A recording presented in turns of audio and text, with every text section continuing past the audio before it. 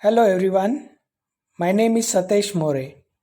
I am one of the Executive MBA students at IPMI International Business School.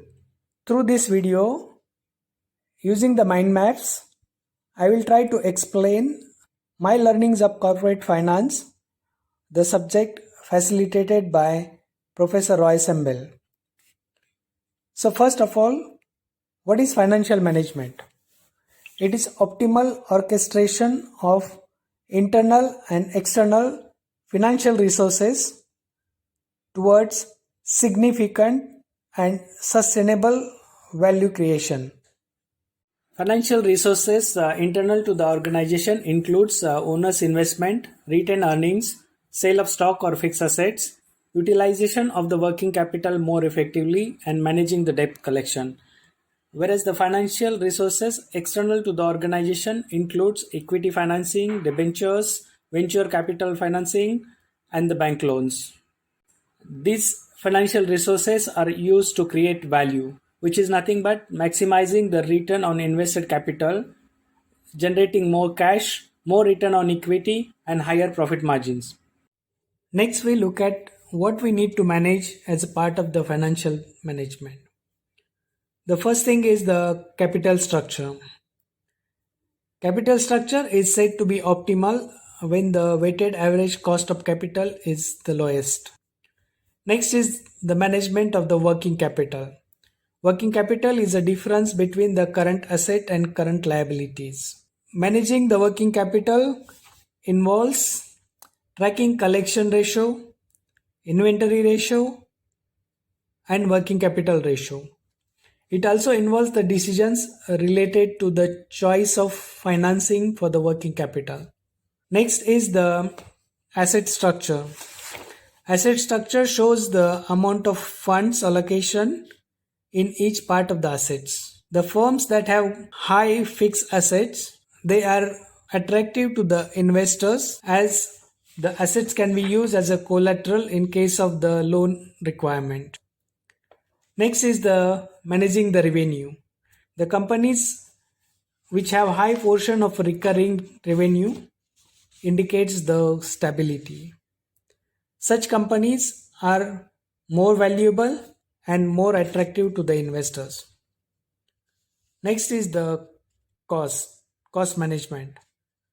Objective is to keep the fixed cost low. Fixed costs are the expenses which are always the same regardless of the size of the production. These costs are time limited. For example, salaries or the rent that we have to pay. Next is the cash flow management. Cash flow management is keeping the track of cash outflows and inflows. Cash flow management is key. According to the study performed by Jesse Hagan of US Bank, 82% businesses failed because of the poor management of cash flow. So the cash flow management requires timely AR collection, no-go decisions, negotiating the expenses, and having a cash flow dashboard so that it is never off the sight. Financial management also related to the growth. It should provide enough capital for the growth of the company. Growth could be organic growth or could be by partnerships or acquisitions. Next, we look at the risk. The financial risk management is the practice of protecting economic value of the company by using financial instruments to manage the risk. It involves the identification, analysis, and either acceptance or mitigation of uncertainty in the investment decisions. There are different types of risk like market risk, credit risk, liquidity risk, or the operational risk. Next, we learn about the business essentials for significant and sustainable value creation. Professor Ramcharan, based on the business lessons he learned from his family shoe shop, summarizes 5 building blocks for running the business successfully. The first one is the cash flow. Without money coming in, the business will fail. Point number two is the profit margin. By keeping the costs low, we can yield high profit margins. So, to keep the costs low, we have to improve the productivity. We have to make use of the latest technology to help you reduce costs, and we have to cut unnecessary things. The point number three is the velocity, that is faster selling. By selling faster, we can make more money. So we have to make sure your product is available at a place when the customer need it. Point number four is the responsible growth.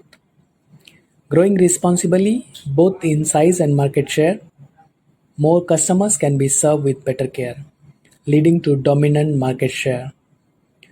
And point number five is the customer focus. Knowing when customers need what and winning the trust of the customers will help you get repeat customers. Next, we look at the biggest problem of the modern capitalism, the principal agent problem. The shareholders, who are the principals, employees, directors, who are the agents, to perform the task of managing the company on behalf of them. So, directors are accountable to shareholders and they are supposed to act in the best interest of the shareholders. However, here comes the conflict of interest. Shareholders normally want higher profits for themselves, so they may not like to pay higher salaries to the employees. Whereas directors, being the employees, they would like to have higher salaries for themselves. The next issue is of the asymmetric information. The shareholders cannot be certain that the decision made by directors is in the best interest of them, because directors are the ones who are better informed compared to the shareholders. And the last problem is of the moral hazard. The classic example is the bailouts. So this sends out the message to the directors that any excessively risky business activity in which they are involved, the cost of that will be borne by somebody else and not by them. Solution to the principal agent problem is the good corporate governance. So what are the principles of good corporate governance? Transparency, accountability, responsibility, independency, and fairness are the principles of good corporate governance. Transparency is conducting the commercial activity in clear, honest, and open manner. Accountability is being answerable for the actions and its results. Responsibility is the duty to deal with. Independency refers to the free from any conflict of interest. And fairness, it refers to the equal treatment. Next, we learn about the time value of the money. It is said that a dollar today is worth more than a dollar tomorrow, because first, we are eliminating the risk of not receiving it in future because we already have it. Second, as we already have it, we can invest it and we can use the power of compounding to grow it. And the next point is the purchasing power of the money. As inflation increases, the purchasing power of the money decreases. So the inflation is increasing, so the value of the money will be decreasing in the future. We also looked at the net present value concept. So how the cash flows that we are going to receive in the future are converted to arrive at the present value. Next, we learn about the capital budgeting.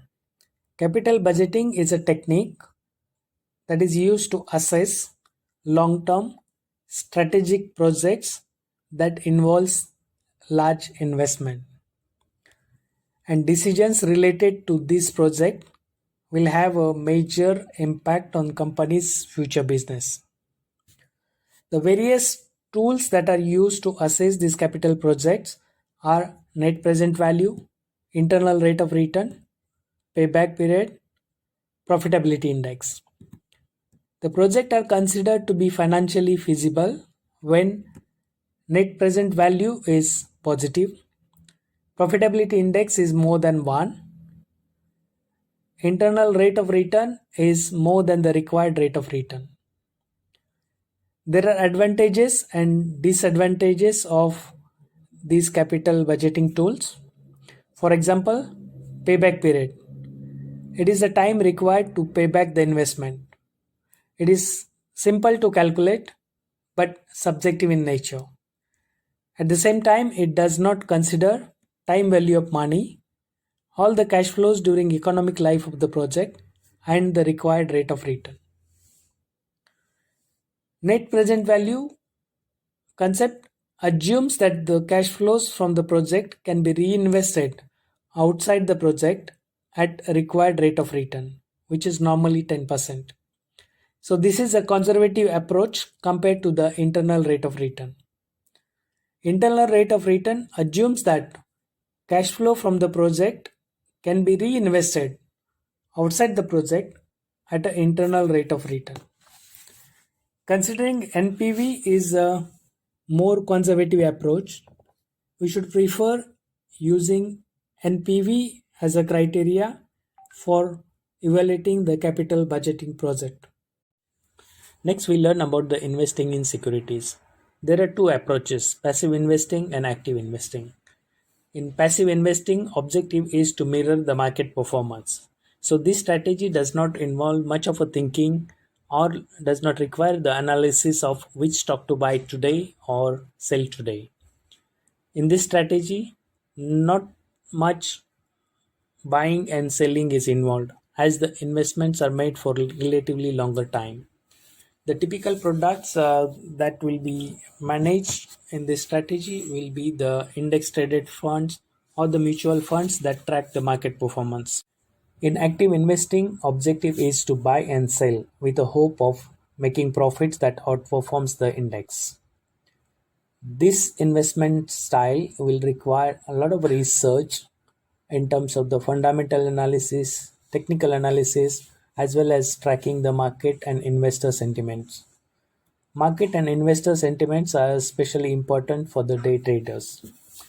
In active investment, there will be a lot of buying and selling. So the focus is on investing as well as the trading. We also learn through the investment simulation in the class, wherein 5 groups actively manage the stocks, and we found that out of 5 groups only 2 groups could perform better than the market. Next, we learn about the capital asset pricing model. It is a formula for calculating the expected return of a stock based on the systematic risk. Systematic risk is also called the market risk. It is macro in nature and mainly arising due to economic, social, and political factors which are beyond the control of an organization. Expected return is calculated using the formula risk-free rate plus beta of a stock multiplied by the market risk premium. Risk-free rate is the returns from the treasury notes or the government bonds. Beta of a stock is a relationship of returns from a stock with respect to the returns from the stock market. And market risk premium is the difference in the returns from the market and the risk-free rate. Next, we learn about the capital structure. Capital structure refers to the portion of equity versus debt financing and can be measured in terms of debt to equity ratio.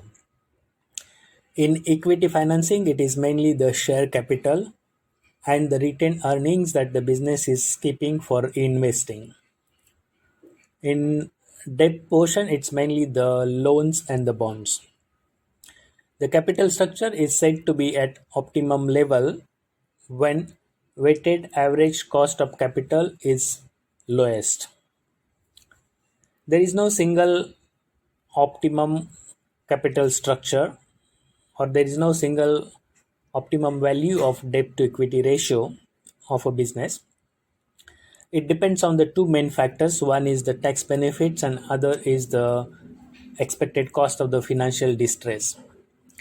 The businesses which are more profitable, which are bigger in size, which are well established, and where there is a surety of the regular cash flows, these businesses can afford to have a higher debt portion as they can easily repay it.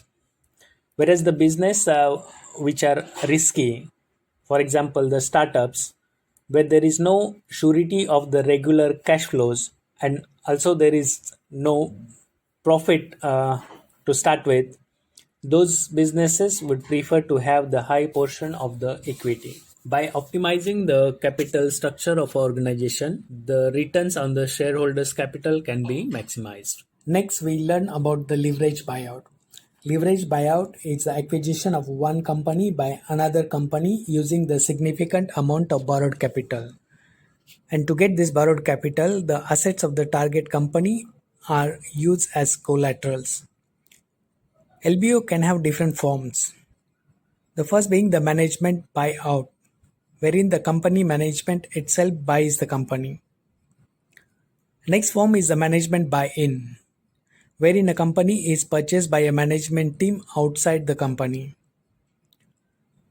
And the next one is the secondary buyout, which is the sale of a company purchased in LBO by one financial sponsor to another one. There are typical characteristics of a company which makes it an ideal candidate for the LBO. The company which has stable cash flows, relatively low fixed cost, relatively little existing debt, the company which is undervalued or fairly valued, and one which has the strong management team. When we look at the sources for value creation in LBO, there are mainly three. One is the optimization of capital structure to reduce the tax payment and to reduce the weighted average cost of capital. The next one is the conglomerate discount. Conglomerate discount is a concept wherein the value of the conglomerate is lower than the value of its individual businesses. It happens because of the complexities involved in the valuation, as well as when the company becomes diversified, the some efficiencies comes in. And the next one is the change of management. If existing management is in the comfort zone, the company may not be performing well. So by changing the management, the company can do better. Next, we looked at the financial frauds. Why people commit fraud? So there are three factors. If these three factors are present simultaneously, then there is a high probability the fraud may happen. So first is pressure, which is a financial need to be met, is a motivation or incentive to commit the fraud. Some of the reasons could be one is not able to pay his or her bills, or he or she is involved into the drug or gambling, okay? Or there is a need to meet the earnings forecast to sustain the investor confidence, or there is a need to meet the productivity targets, or there is a desire for a status symbol like having a bigger house or a nicer car. The next factor is opportunity. It is the ability to carry out misappropriation of cash or organizational assets. This is possible only if there are weak controls, there is lack of monitoring or ineffective monitoring, and assets being susceptible to the fraud. So there is incentive, there is opportunity, but still there is a need of attitude which can justify the dishonest actions, and that is called the rationalization. So the third factor is the rationalization. One needs a good justification for doing it. So it could be okay, I deserve the pay rise, but company is not paying me adequately. Or I'm doing this for a good purpose or I will pay it back. We also learn about the red flags that one need to be aware of, which can give an indication of a potential fraud that might be happening in an organization. In order to prevent the fraud, we need to build the employee ethics. We need to put in place the protective security systems and also the creating the whistleblower mechanism. In addition to the topics discussed so far, we also learn about how to measure the financial health of a company, how to make use of the DuPont analysis to identify the issues related to profitability or efficiency or the financial leverage. We also debated on whether the publicly listed companies should pay dividend or not. And also we learned a short about the international finance.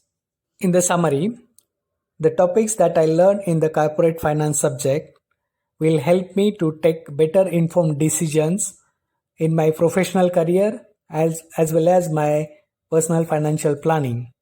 And I end with the key learning from Professor Roy Sembel that it's okay to make mistakes.